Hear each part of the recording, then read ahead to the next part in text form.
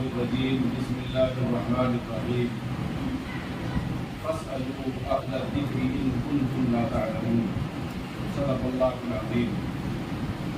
حضرات، آپ لوگ جانتے ہیں کہ مجھے اس مسئلے پر بات کرنی ہے۔ مسئلہ ہے تقلید شخصی، یعنی تمام تر مسائل میں ایک امام کی پیروی کرنا اور ایک امام کی رہنمائی میں قرآن و حدیث پر عمل کرنا۔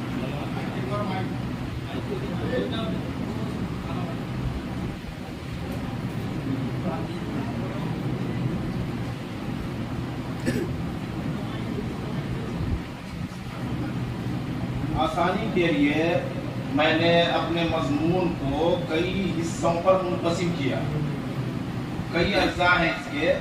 نمبر 1 تقلید کی تعریف، نمبر 2 تقلید کی ضرورت، نمبر 3 تقلید کی ابتدا، نمبر 4 اقسام تقلید، نمبر 5 دلائل تقلید، نمبر 6 قرآن میں مجتہدین و مقلدین کا بیان اور ان کی ذمہ داری، نمبر 7 ان کے اعتراضات، نمبر 8 اصول گفتگو کہ ان سے ہمیں بات کس طرح کرنی ہے اس موضوع پر۔ پہلی چیز تقلید کی تعریف۔ تقلید کا لفظ اس کا لغوی معنی ہے پیروی کرنا، کسی کی رہنمائی اختیار کرنا، کسی کے نقش قدم پر چلنا، یہ ہے لغوی معنی۔ اور اصطلاح میں اصطلاحی تعریف بزرگوں نے بیان کیا ہے کہ سب سے آسان تعریف اس کی ہے کہ قرآن و حدیث پر کسی کی رہنمائی میں عمل کرنا، کسی کی رہنمائی میں قرآن و حدیث پر عمل کرنا۔ دیکھیے، اللہ تبارک و تعالی نے ہمیں مکلف بنایا ہے کہ ہم دین پر عمل کریں، قرآن و حدیث پر عمل کریں۔ قرآن و حدیث پر جب ہم عمل کرنے کی کوشش کرتے ہیں اور جن مسائل کی ہمیں ضرورت پڑتی ہے، جب ہم قرآن و حدیث میں غور کرتے ہیں، پڑھتے ہیں، تو ہمیں 4 طرح کے مسائل نظر آتے ہیں۔ چونکہ اہل علم ہے اس لیے کچھ مشکل الفاظ بھی استعمال ہو رہے ہیں۔ قرآن و حدیث میں 4 طرح کے مسائل ملتے ہیں۔ نمبر 1 مسائل منصوصہ مفصلہ غیر محتملہ، اجمال ہے۔ نمبر 2 مسائل محتملہ۔ نمبر 3 مسائل متعارضہ۔ نمبر 4 مسائل غیر منصوصہ۔ یہ 4 طرح کے مسائل ملتے ہیں۔ اس میں اول ہے مسائل منصوصہ مفصلہ غیر محتملہ اور غیر متعارضہ۔ یہ وہ مسائل ہیں جو قرآن و حدیث میں واضح طور پر بیان کیے گئے ہیں اور وہاں کسی اور معنی کا احتمال بھی نہیں ہے، اسی طرح اس کے معارض کوئی دلیل موجود نہیں ہے۔ اس کی مثال بزرگوں نے دی ہے کہ وَلَا يَغْتَبْ بَعْضُكُمْ بَعْضًا، قرآن کہہ رہا ہے کہ تم میں سے کوئی کسی کی غیبت نہ کرے۔ یہ ایسا حکم شرعی ہے جو بالکل واضح ہے اور اس میں کسی اور معنی کا، کسی اور صورت کا احتمال نہیں ہے۔ اسی طرح اس سلسلے میں اس کے معارض کوئی دلیل بھی موجود نہیں ہے۔ اور بزرگوں نے لکھا ہے کہ احکام منصوصہ واضحہ میں تقلید جائز نہیں ہے، اس لیے ہمیں ان مسائل میں تقلید کی ضرورت نہیں ہے، کیونکہ قرآن و حدیث کو پڑھنے والا اس طرح کے احکام سمجھ جائے گا، اسے سمجھنے کے لیے کسی کی رہنمائی کی ضرورت نہیں پڑے گی۔ نمبر 2 مسائل محتملہ، یعنی وہ مسائل ہیں کہ جن آیتوں سے، جن احادیث سے وہ مسائل ثابت ہوتے ہیں وہاں دوسرا بھی احتمال موجود ہوتا ہے۔ اس کی مشہور مثال جو نور الانوار میں ہم لوگ پڑھتے ہیں کہ اللہ کا فرمان ہے وَالْمُطَلَّقَاتُ يَتَرَبَّصْنَ بِأَنفُسِهِنَّ ثَلَاثَةَ قُرُوءٍ، کہ مطلقہ عورتیں اپنے آپ کو روکی رکھیں گی 3 قروء۔ یہاں قروء 2 معنوں میں استعمال ہوتا ہے۔ لفظ قروء حیض کے معنی میں بھی استعمال ہوتا ہے اور اسی طرح طہر کے معنی میں بھی استعمال ہوتا ہے۔ تو مسائل محتملہ میں ہمارے لیے مسئلہ یہ ہے، ایک مشکل مسئلہ یہ ہے کہ ہم کیا کریں، ہم حیض کا معنی مراد لیں یا پھر طہر کا معنی مراد لیں۔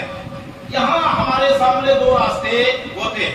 ایک تو یہ کہ ہم اپنی فہم پر، اپنی بصیرت پر اعتماد کر کے کسی ایک معنی کو متعین کر کے عمل کرنا شروع کر دیں، اور دوسری صورت اور دوسرا راستہ جو واضح ہے اور سب سے بہتر ہے وہ یہ ہے کہ ہم اپنے اسلاف میں سے، مجتہدین میں سے کسی کی رہنمائی میں عمل کریں۔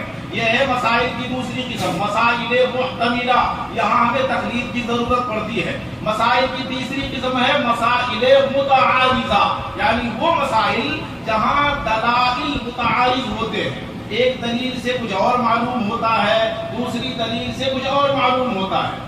جیسے ابھی مفتی صاحب نے بیان کیا قراءت خلف الامام کا جو مسئلہ ہے، کہ مسلم شریف کی حدیث میں ہے کہ وَإِذَا قَرَأَ فَأَنصِتُوا، کہ امام قراءت کرے تو تم خاموش ہو جاؤ۔ اسی طرح قرآن میں ہے وَإِذَا قُرِئَ الْقُرْآنُ فَاسْتَمِعُوا لَهُ وَأَنصِتُوا، کہ جب قرآن پڑھا جائے تو کان لگا کر سنو، خاموش رہو۔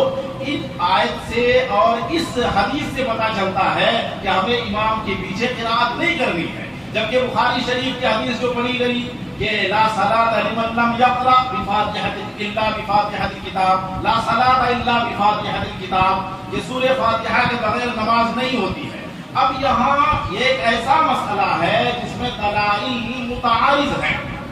اب ہمارے سامنے یہاں مسئلہ یہ ہے کہ ہم کس حدیث کو اصل قرار دیں اور دوسری حدیث پہ تعویل کریں۔ ایک صورت تو یہ ہے کہ ہم بخاری والی حدیث کو اصل قرار دیں کہ سورہ فاتحہ کے بغیر نماز نہیں ہوتی ہے، ہر ایک کو سورہ فاتحہ کی تلاوت کرنی ہوگی، اور جو دوسری حدیث ہے وَإِذَا قَرَأَ فَأَنصِتُوا، ہم اس میں تعویل کریں۔ اسی طرح جو آیت کریمہ ہے اس میں ہم تعویل کریں، یا اس کے برعکس صورت ہم اختیار کر سکتے ہیں کہ ہم مسلم کی حدیث کو، آیت کریمہ کو اصل قرار دیں اور اس میں تعویل کریں۔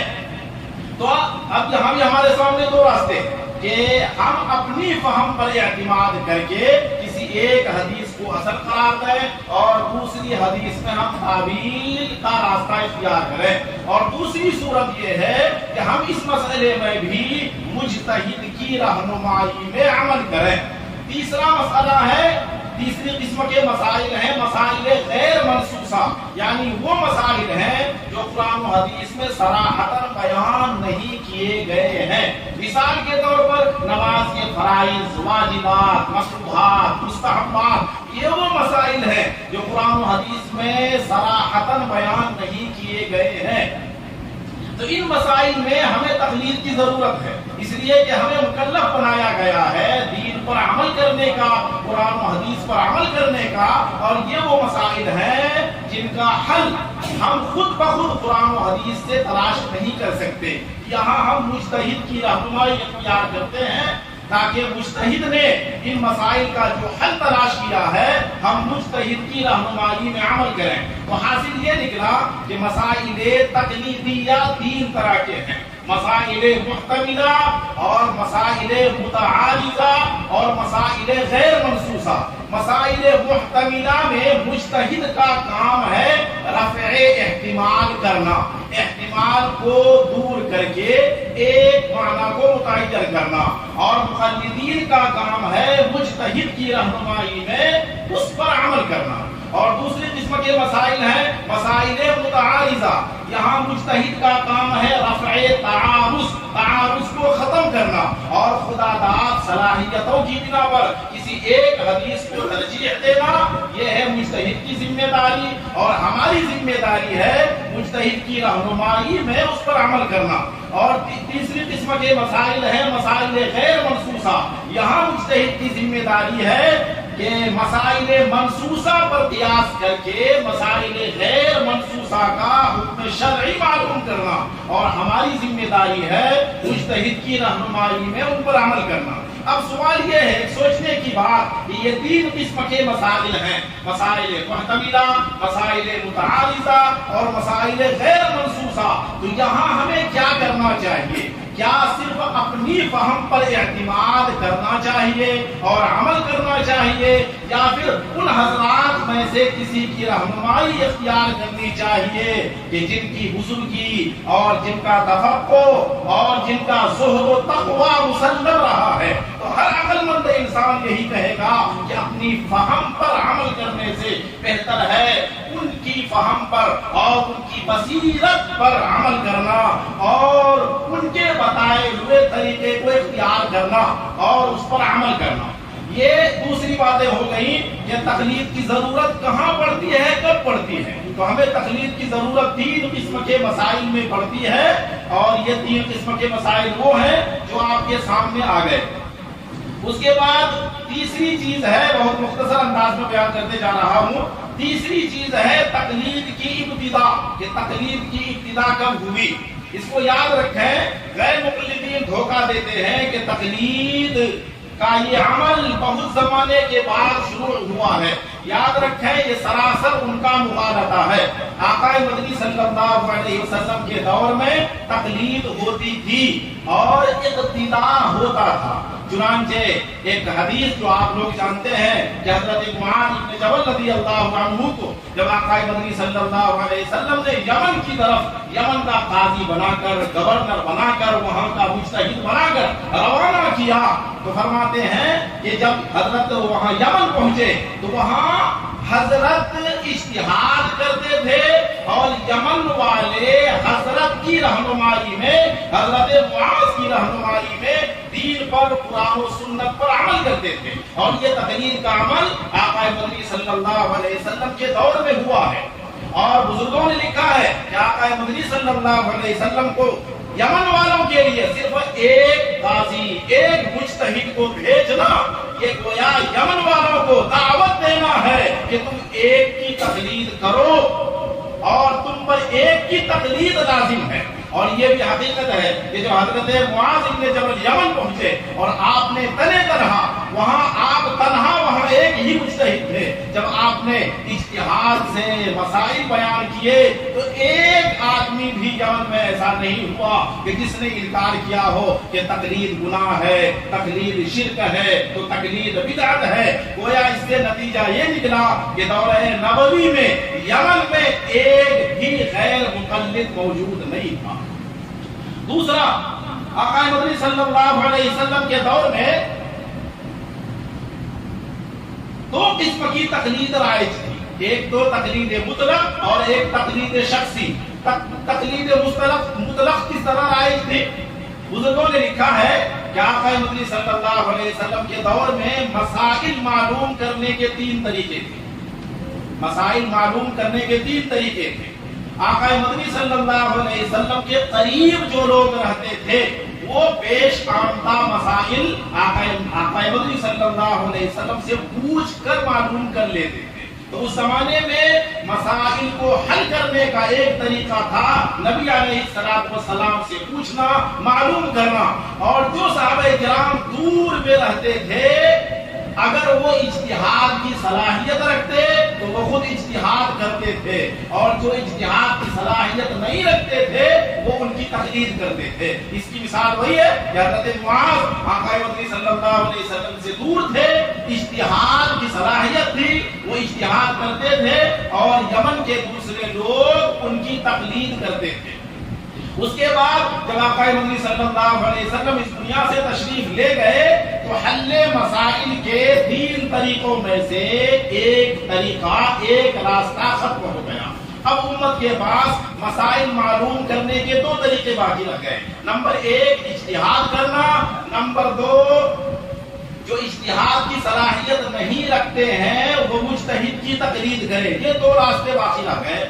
پھر اللہ تبارک و تعالیٰ کے فضل و کرم سے کہ اللہ نے ائمہ 4 کو توفیق دی اور انہوں نے فقہ کو مدون کیا، مرتب کیا، اور تقریباً تمام تر مسائل انہوں نے فقہ میں محفوظ کر دیا۔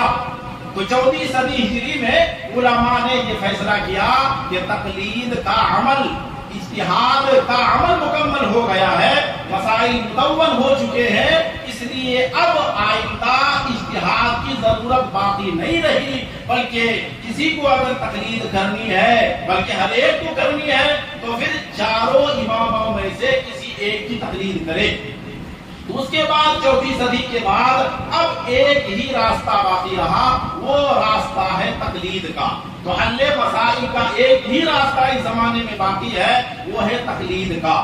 باقی دو راستے منقطع ہوئے، اور یہ منقطع اس لیے ہوئے، پہلا راستہ منقطع ہوا آقا مدنی علیہ السلام کے اس دنیا سے تشریف لے جانے کی وجہ سے، اور دوسرا راستہ جو اجتہاد کا تھا وہ منقطع ہوا اس لیے کہ اس کی ضرورت باقی نہیں رہی۔ اب ایک تیسرا راستہ متعین ہو گیا کہ وہ یہ کہ کسی ایک کی تقلید کی جائے۔ پھر آقا مدنی صلی اللہ علیہ وسلم کے زمانے میں دو طرح کی تقلید ہوتی تھی، تقلید مطلق اور تقلید شخصی۔ تقلید مطلق کا مطلب یہ تھا کہ انسان پیش آمدہ مسائل جس مجتہد سے چاہے معلوم کر لے اور اس پر عمل کرنا شروع کر دے۔ ایک مسئلہ ایک مجتہد سے معلوم کر لیا، دوسرا مسئلہ دوسرے مجتہد سے معلوم کر لیا، یہ ہے تقلید عام، تقلید مطلق، تقلید غیر شخصی۔ یا آقا مدنی صلی اللہ علیہ وسلم کے زمانے میں یہ تقلید رائج تھی۔ اسی طرح تقلید شخصی بھی رائج تھی، لیکن بعد میں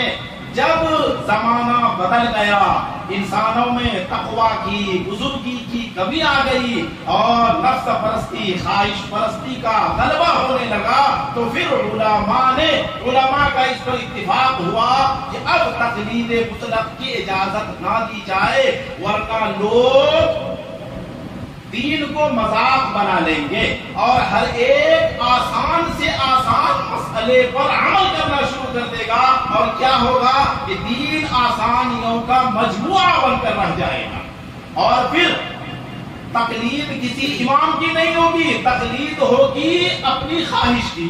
جس امام کا قول پسند آیا اس کی تقلید کر لی۔ پسند کیوں آیا؟ کہ نفس نے اسے پسند کیا، اس لیے ہم نے اس کی تقلید کر لی۔ تو بعد میں علماء نے یہ فیصلہ کیا کہ اب امت کو تقلید شخصی پر جمع کر دیا جائے۔ چنانچہ پھر علماء کا اتفاق ہوا، اجماع ہوا کہ اب صرف ایک راستہ ہے امت کے پاس، وہ ہے تقلید شخصی کا، تقلید مطلق کا راستہ نہ اختیار کیا جائے۔ پانچویں بات ہے دلائل تقلید، کہ ہم جو تقلید کرتے ہیں، کسی امام کی پیروی کرتے ہیں، یہ کہاں سے ثابت ہے؟ یاد رکھیں، بزرگوں نے لکھا ہے کہ قرآن کریم میں اللہ تبارک و تعالیٰ نے انسانوں کے 3 طبقے بیان فرمائے، انسانوں کی 3 قسمیں بیان فرمائی ہیں۔ ایک جماعت ہے جسے قرآن نے کہا ہے اہل ذکر، اور کہیں قرآن نے کہا ہے منیب الی اللہ، کہیں قرآن نے کہا ہے اولو الابصار، اور کہیں قرآن نے کہا ہے فقیہ، یہ ہے پہلی جماعت۔ اور کہیں قرآن نے کہا ہے اہل استنباط، یہ ہے پہلی جماعت۔ اور دوسری جماعت وہ ہے، اچھا اس جماعت کی ذمہ داری قرآن نے کیا بیان کی ہے؟ جس جماعت کو قرآن نے اہل ذکر قرار دیا ہے، اہل استنباط قرار دیا ہے، اور اولو الابصار قرار دیا ہے، فقیہ و مجتہد قرار دیا ہے، قرآن نے اس جماعت کی ذمہ داری بیان کی ہے۔ فاعتبروا یا اولی الابصار، اے اصحاب بصیرت لوگو، اے بصیرت والو، تم قیاس کرو۔ یہ ہے مجتہدین کی ذمہ داری، یہ ہے قرآن میں بیان کیا ہوا انسانوں کی پہلی جماعت، جس کی ذمہ داری قرآن نے دی ہے، اللہ نے دی ہے، استنباط کرنا۔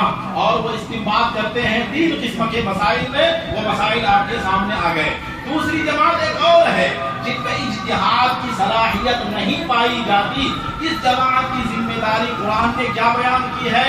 فاسألوا اہل الذکر ان کنتم لا تعلمون، کہ اگر تمہارے پاس علم نہیں ہے تو اہل ذکر یعنی مجتہدین سے مسائل معلوم کر کے عمل کرو اور ان کی پیروی کرو۔ دوسری جگہ قرآن نے کہا واتبع سبیل من اناب الی، کہ جو منیب الی اللہ ہے، جو اللہ کی طرف رجوع کرنے والا ہے، اس کی پیروی کرو۔ تو پہلی جماعت کو اجتہاد کا، استنباط کا حکم دیا گیا، وہ مجتہدین کی جماعت ہے، اور دوسری جماعت ہے غیر مجتہدین کی، جن میں اجتہاد کی صلاحیت نہیں، ان کی ذمہ داری قرآن نے بیان کی ہے فاسألوا اور واتبع، کہ تم مجتہدین سے پوچھو اور مجتہدین کی پیروی کرو، اور ان کی پیروی پر، دین پر، قرآن و سنت پر عمل کرو۔ اور بزرگوں نے لکھا ہے ایک تیسری جماعت ہے جن میں نہ تو اجتہاد کی صلاحیت ہے اور نہ وہ کسی مجتہد کو مان کر چلتے ہیں. اور علماء نے لکھا ہے کہ اس جماعت کا تذکرہ ہے صم بکم عمی فہم لا یرجعون. یا قرآن نے دوسری جگہ کہا ہے لو کننا نسمع اور نعقل ما کننا فی اصحاب السعیر، کہ اگر ہم جانتے سمجھتے، اگر ہم سمجھتے یا سنتے، اگر ہم سمجھتے، اجتہاد کی صلاحیت رکھتے یا مجتہدین کی باتیں سنتے تو آج ہم جہنم میں نہیں جاتے. یہ ہے تیسری جماعت. تو قرآن کریم میں ان تین جماعتوں کا تذکرہ ہوا ہے اور ساتھ ساتھ جماعت اول کی ذمہ داری استنباط کرنا، اجتہاد کرنا وہ بیان کیا گیا ہے، اور جماعت ثانیہ کی ذمہ داری ہے ان کی پیروی اختیار کرنا، ان کے نقش قدم پر چلنا، ان کی پیروی کرنا اور ان کی تقلید کرنا. اسی طرح دلائل میں سے ایک دلیل یہ سمجھے کہ حضرت عمر فاروق رضی اللہ عنہ کے دور میں حضرت عمر فاروق رضی اللہ عنہ نے تمام صحابہ کرام کو 20 رکعت تراویح پر جمع کیا، اور تمام صحابہ کرام نے اس مسئلے میں حضرت عمر فاروق رضی اللہ عنہ کی تقلید کی. کسی نے بھی حدیث کا مطالبہ نہیں کیا، آیت کا مطالبہ نہیں کیا.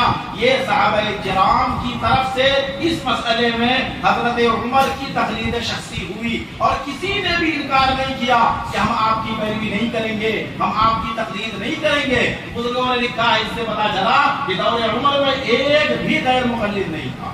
اسی طرح جب حضرت عثمان کا دور آیا تو حضرت عثمان رضی اللہ عنہ نے دیکھا کہ جمعہ کے دن چونکہ مجمع بہت زیادہ ہو رہا ہے، پہلے 2 اذانیں ہوتی تھی، ایک اذان ممبر کے سامنے اور ایک اقامت کی صورت میں. حضرت عثمان غنی رضی اللہ عنہ نے اذان اول کا اضافہ کیا اور تمام صحابہ کرام نے اسے تسلیم کیا، کسی نے بھی انکار نہیں کیا. گویا اس مسئلے میں حضرت عثمان غنی رضی اللہ عنہ کی تقلید شخصی کی گئی.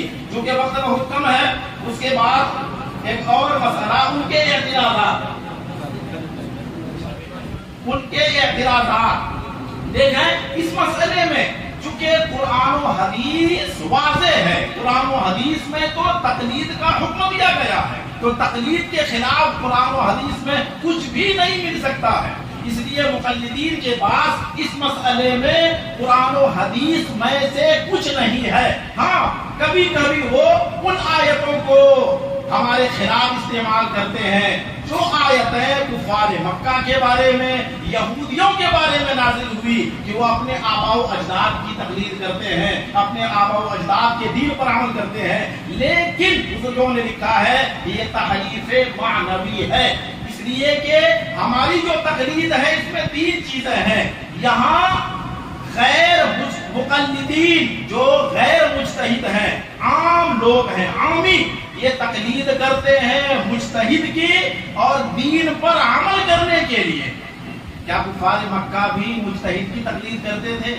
کیا کفار مکہ بھی دین پر عمل کرنے کے لیے تقلید کرتے تھے یا دین کا انکار کرنے کے لیے وہ تقلید کرتے تھے؟ اس لیے ہمارے خلاف کافروں سے متعلق آیات کو بنیاد بنا کر اعتراض کرنا یہ تحریف معنوی ہے. اسی طرح اصل ایک مسئلہ اور بزرگوں نے لکھا ہے کہ تقلید کے مسئلے میں غیر مقلدین کے پاس کچھ نہیں ہے. ہاں شیعوں سے چرائے ہوئے کچھ مخالفت. دیکھو شیعوں کے یہاں یہ مسئلہ ہے کہ وہ صرف زندوں کی تقلید کرتے ہیں، مردوں کی تقلید نہیں کرتے. شیعہ بھی تقلید کے قائل ہیں لیکن ان کا امام زندہ ہونا چاہیے. کسی امام کی موت ہو گئی اب اس کی تقلید نہیں کریں گے، زندوں کی تقلید کرتے ہیں. تو شیعوں کی طرف سے مسلمانوں پر، احناف پر اعتراض ہوا تھا کہ آپ زندوں کی تقلید کیوں کرتے ہیں. اس طرح کے مختلف اعتراضات کیے گئے تھے. انہی اعتراضات کو غیر مقلدین نے چرا کر ہم پر وارد کرنا شروع کیا ہے. مثال کے طور پر ان کا ایک اعتراض یہ ہوتا ہے کہ امام نے خود تقلید سے منع کیا کہ فلاں امام نے کہا کہ میری تقلید نہ کرنا. جب تمہارے امام نے خود تقلید سے منع کیا ہے تو تم اپنے امام کی تقلید کیوں کرتے ہو؟ دیکھیں یہ ایک مغالطہ ہے. اس کا بہترین جواب ہمارے علماء نے دیا ہے کہ چاہے امام شافعی ہو، امام احمد ہو، امام مالک ہو یا امام ابو حنیفہ ہو، انہوں نے بے شمار مسائل مدون کیے، محفوظ کیے. کہ ہمارے امام کے بارے میں لکھا ہے کہ 12,60,000 یا 75,000 مسائل انہوں نے محفوظ کیے، مدون کیے. یہ کس کام کے لیے کیے گئے؟ فرماتے ہیں کہ ہر مسئلہ دعوت تقلید ہے. انہوں نے جو مدون کیا، محفوظ کیا، کن کے لیے؟ عام لوگوں کے لیے، تاکہ عام لوگ ان مسائل کو دیکھ کر ان پر عمل کریں. تو فرماتے ہیں کہ ہمارے امام صاحب کے 12 لاکھ سے زائد مسائل ہیں اور ہر مسئلہ ہمیں تقلید کی دعوت دے رہا ہے. ایک تو یہ مغالطہ ہے کہ یاد رکھیں. اب ان کا صحیح محمل یہ ہے کہ اگر ہمارے امام نے یا کسی اور امام نے تقلید سے منع کیا ہے تو وہ حکم مجتہدین سے متعلق ہے. اس لیے کہ مجتہدین کی ذمہ داری قرآن نے اجتہاد، استنباط بیان کیا ہے. اگر ان کا قول صحیح سند سے ثابت ہو کہ ہمارے امام نے یا کسی اور امام نے تقلید سے منع کیا ہے تو وہ حکم مجتہدین کے بارے میں ہے، مقلدین کے بارے میں نہیں ہے. کیونکہ مجتہدین کی ذمہ داری خود قرآن کریم نے استنباط، اجتہاد بیان کی ہے، ان کی ذمہ داری تقلید نہیں ہے. اسی طرح ان کا ایک اعتراض ہوتا ہے کہ مردوں کی تقلید کرتے ہو، زندوں کی کیوں نہیں کرتے؟ کہ یمن والے حضرت معاذ کی تقلید کرتے تھے، حضرت معاذ تو زندہ تھے. یا صحابہ کرام نے ایک مسئلے میں عمر فاروق کی تقلید کی جب وہ زندہ تھے، عثمان غنی کی تقلید کی، وہ زندہ تھے. تم مردوں کی تقلید کیوں کرتے ہو؟ اس کا جواب یہ ہے کہ تقلید کا مدار اس پر نہیں ہے کہ مجتہد زندہ ہے یا مردہ ہے. تقلید کا مدار ہے آسانی پر اور اس پر کہ وہ کون ہے جس کے مسائل مدون ہیں، محفوظ ہیں اور ہماری ہر ضرورت اس سے پوری ہو سکتی ہے. اور ہماری ہر ضرورت، ہمارا ہر مسئلہ اگر حل ہوتا ہے تو ائمہ اربعہ کی تقلید سے، کیونکہ ان کے مسائل محفوظ ہیں، مدون ہیں. ان کے علاوہ کسی اور کے مسائل محفوظ نہیں ہیں، مدون ہیں. اگر ہے بھی ہے تو وہ دو چار جو ایک رکعت کو بھی حل نہیں کر سکتے. اسی طرح ان کا ایک اعتراض ہوتا ہے کہ حضرت ابو بکر اور حضرت عمر کی تقلید کیوں نہیں کرتے، یا ایک ہی امام کی تقلید کیوں کرتے ہو؟ تو حضرت ابو بکر اور حضرت عمر کی تقلید، ایک تو یہ کہ اگر ہم تقلید کریں پھر آپ کفر کا فتویٰ لگا دیں گے. اگر ہم جب آپ کے یہاں تقلید شرک ہے، کفر ہے، بدعت ہے، تو چاہے ہم ابو حنیفہ کی تقلید کریں تو بھی وہی حکم ہم پر لگے گا. امام شافعی کی تقلید کریں یا ابو بکر عمر رضی اللہ عنہما کی تقلید کریں. باقی دوسری بات یہ ہے کہ ان کے مذاہب، ان کے مسائل مدون نہیں ہیں، محفوظ نہیں ہیں. اس لیے ہم ہر مسائل میں ان کی تقلید نہیں کر سکتے. ان کی تقلید سے ہماری ضرورت پوری نہیں ہو سکتی. ایک مسئلہ اور ہے اصول گفتگو، کہ تقلید کا مسئلہ ہو یا کوئی بھی مسئلہ ہو، ہم سے بات چیت کس طرح کریں. اس کا ایک طریقہ بزرگوں نے لکھا ہے کہ سب سے آسان طریقہ جس میں مطالعہ کرنے کی بھی ضرورت نہیں، کہ اگر آپ سے پوچھا جائے کہ تم سورہ فاتحہ نہیں پڑھتے ہو تمہاری نماز نہیں ہوتی، یا آپ سے پوچھا جائے کہ آمین زور سے کیوں نہیں کہتے ہو، اسی طرح ایک مسئلہ کہ ہاتھ ناپ کے نیچے کیوں باندھتے ہو، اوپر کیوں نہیں باندھتے، تو اس کا ایک طریقہ اور ایک راستہ سب سے آسان ہے. وہ یہ کہیں کہ دیکھیے ہمیں اسی طرح نماز پڑھنا آتا ہے. اگر آپ چاہتے ہیں کہ ہم قرآن و حدیث کے مطابق نماز پڑھیں تو آئیے بیٹھیں اور ہماری نماز شروع سے آخر تک صحیح کرا دیں، اور پھر تکبیر تحریمہ سے ہم مسائل پوچھنا شروع کریں کہ بھائی قرات کا مسئلہ تو بیچ میں ہے، نماز شروع کہاں ہوتی ہے؟ تکبیر تحریمہ سے. اور پھر کیا کرنا ہے؟ ہر مسئلے سے متعلق 4 سوال کرنے ہیں. مثلا تکبیر تحریمہ کا حکم کیا ہے. اب ظاہر ہے کہ فرض ہے، واجب ہے یا سنت ہے، یہ قرآن و حدیث میں کہیں بیان نہیں کیا گیا ہے. نمبر 2، اس کے منکر کا حکم کیا ہے. کوئی آدمی تکبیر تحریمہ کا منکر ہو تو کیا ہوگا؟ کافر ہوگا، فاسق ہوگا، بدعتی ہوگا. جو بھی بیان کیا جائے قرآن سے ہو، حدیث سے ہو. نمبر 3، تارک کا حکم کیا ہوگا. اگر آدمی چھوڑ دے تو تارک کا حکم کیا ہوگا؟ نمبر 4 مغیر کا حکم کیا ہوگا؟ یعنی ایک آدمی نے اللہ اکبر کے بجائے اللہ اجل اللہ اعظم کہہ دیا تو پھر مسئلہ کیا ہے؟ قرآن و حدیث کی روشنی میں ہمیں بتا دیں۔ تو ایک ہی مسئلے میں وہ آپ سے جدا ہو جائیں گے، پھر اب وہ آپ کا پیچھا کر رہا تھا، اب آپ ان کا پیچھا کریں۔ یار آ جاؤ، کسی طرح ہمیں تقلید سے، اجماع سے، قیاس سے نکالو، اس لیے کہ ہم محتاج تھے، ضرورت کی وجہ سے ہم اجماع کی طرف گئے تھے، ضرورت کی وجہ سے قیاس کی طرف گئے تھے، ضرورت کی وجہ سے تقلید کی طرف گئے تھے۔ تمہاری ذمہ داری ہے